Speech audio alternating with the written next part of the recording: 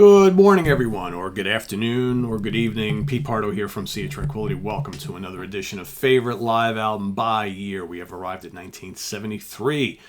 The years just keep getting tougher. A lot of live albums to choose from. A lot of favorites that are near and dear to me, but got to soldier on every day and pick a favorite and a runner-up. It's just the way it is. Sometimes you have like 5, 6, 10 choices that you love all of them almost equally, but got to make a decision, right? So today we have arrived at 1973. Another kind of a tough one, but ultimately I think the two that I picked I felt the most comfortable with, that I probably listened to the most.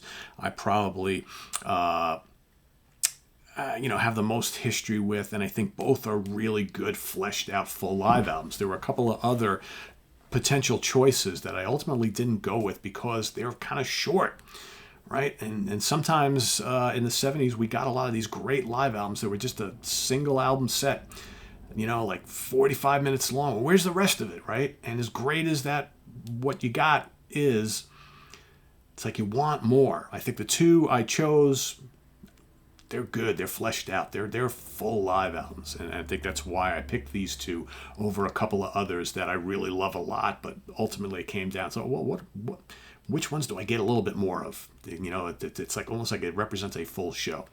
That's kind of how I made my decisions here on these two. So the first one, my number one, released May 18th, 1973, recorded February through December of 1972. So it was recorded in the latter part of the year before, or during the year before, during their world tour, but released officially in 1973 on Atlantic, produced by Eddie Offord and the band. And of course, I'm talking about Yessongs. I know a lot of people have complained about, over the years on the production of this. It's kind of muddy and blah, blah, blah, blah, blah. Who cares? This is one of the great live albums of all time. Certainly one of the great progressive rock live albums of all time. The band at its absolute peak here. I mean, I don't think anybody can argue that, right? I honestly never really took too much, spend too much time worrying about the production of this because the performances are so absolutely spectacular. And the track list is just absolutely great. An original 3-album set. This is, like going to a Yes concert, right? It's just, you get, Siberian Khatru kicks things off, Heart of the Sunrise, Perpetual Change. The track list is phenomenal. All the great stuff is on here from those early albums. And You and I, okay, you got Move for a Day, you've got excerpts from Six Wives of Henry VIII, you got a little, Wakeman solo stuff going on here, which is pretty cool. You got Roundabout, I've Seen All Good People, Long Distance Runaround, What the Fish, you got Close to the Edge, Yours Is No Disgrace, Starship Trooper, everything you want from this point in the career of Yes. And how cool is it that, you got Alan White, who basically stepped into the band, with almost no time to prepare to learn this ridiculous set and go on this tour. Crazy when you think about it. So, of course, this is the classic lineup. Some may argue the lineup with Bruford was the classic lineup.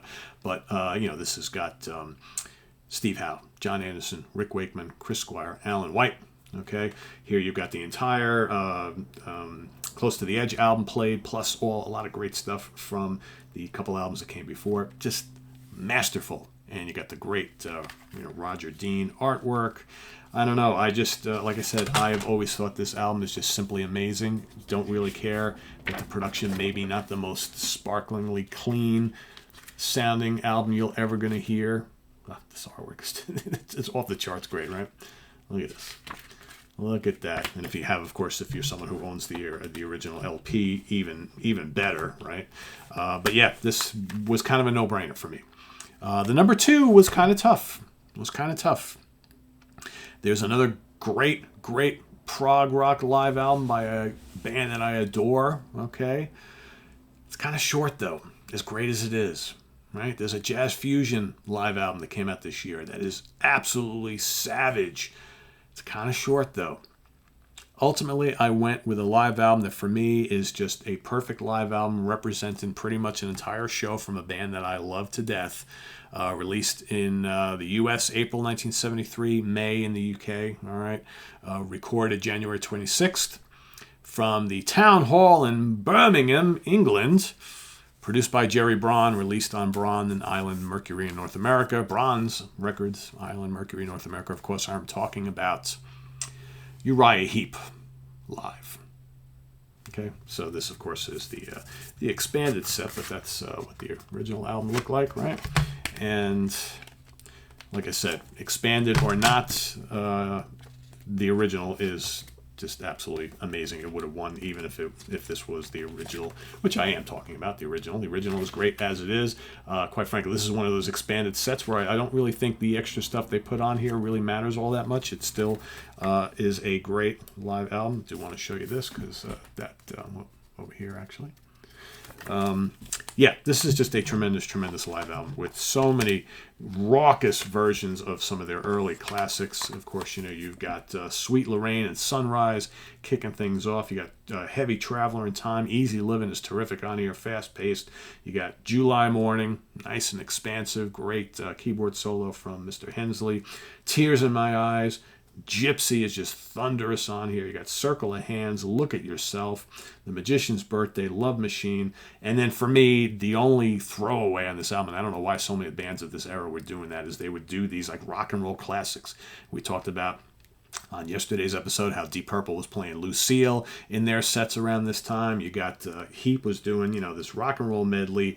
You got the Scorpions did the rock and roll medley a couple years later. I don't get it. Would have rather heard, something else instead of that. I'm not trying to disrespect those rock and roll classics, but do we want these hard rock and metal bands playing that kind of stuff? It's like, no, play another. Forget the covers. Play another original song, right? But I mean, that's just and fantastic versions of these songs, I might add. Fantastic versions of the song. The production on this is great. It's just a big, heavy, raucous, lively live album, and you feel like you were there. I mean, that's what I always loved about this album. It's like you feel like you're in the audience, feeling the energy from the band, from the crowd, and I love it. Love it, love it, love it. Loved it back in the day. Still love it to this day. Just a cranking live album. If it wasn't for Yessongs, this would have been my number one. But there you have it. So in the comments below, please list your favorite live album from 1973 and your runner-up. A lot of great ones to choose from, so I'm sure we're going to see lots of variety for this year. And we're going to do this each and every day for the next bunch of days as we round out September. 30 days, 30 years, 60 classic live albums will be discussed.